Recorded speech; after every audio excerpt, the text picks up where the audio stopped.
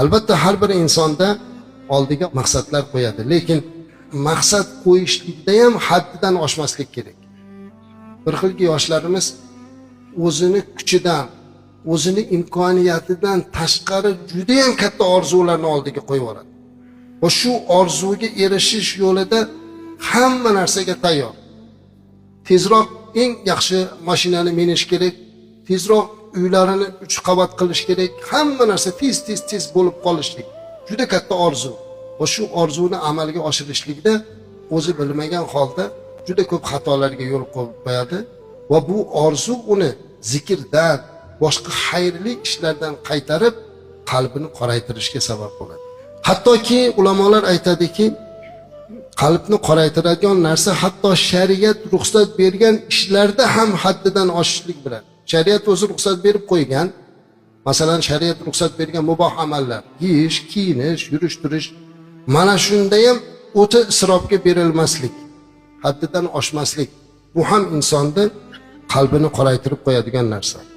Agar banda noshukrlik qilsa, uni ham qalbi qorayib qolar. Allohga shukr qilib yashash kerak.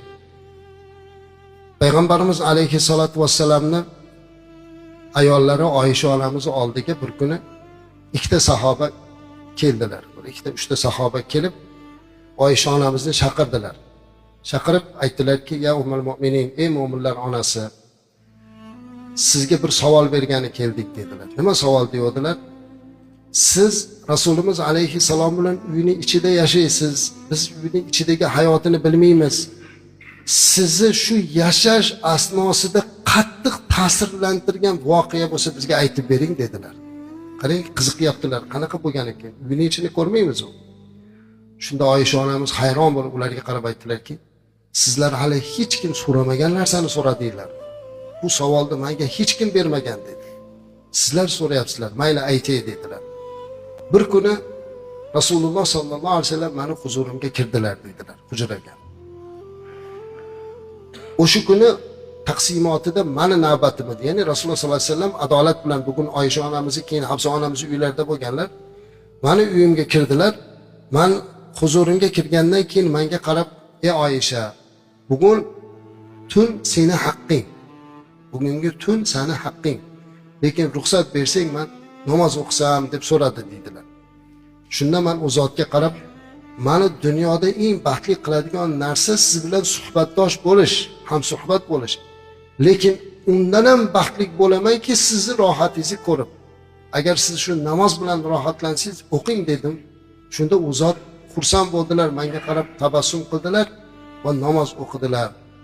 Shunda namoz o'qib, birinchi rak'atni o'qib rukuga borishdan oldin u zotni ichidan xuddi bir tegirmon toshi bir-biriga tekkanda chiqqadigan ovoz chiqa boshladi. Ya'ni yig'laganlaridan shunaqa toshni bir-biriga urgandaqa yig'i chiqdi.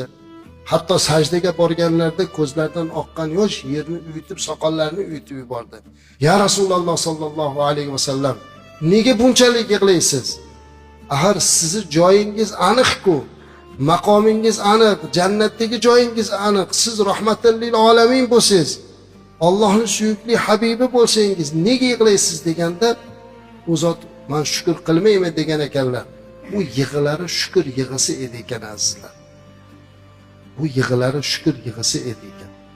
Ammo afsuski, bugun biz hamma narsamiz bo'lsa ham ba'zan noshukrlik qilib qo'yamiz. Shuning uchun noshukur bo'lgan sari qalbi qorayib boraverar ekan azizlar.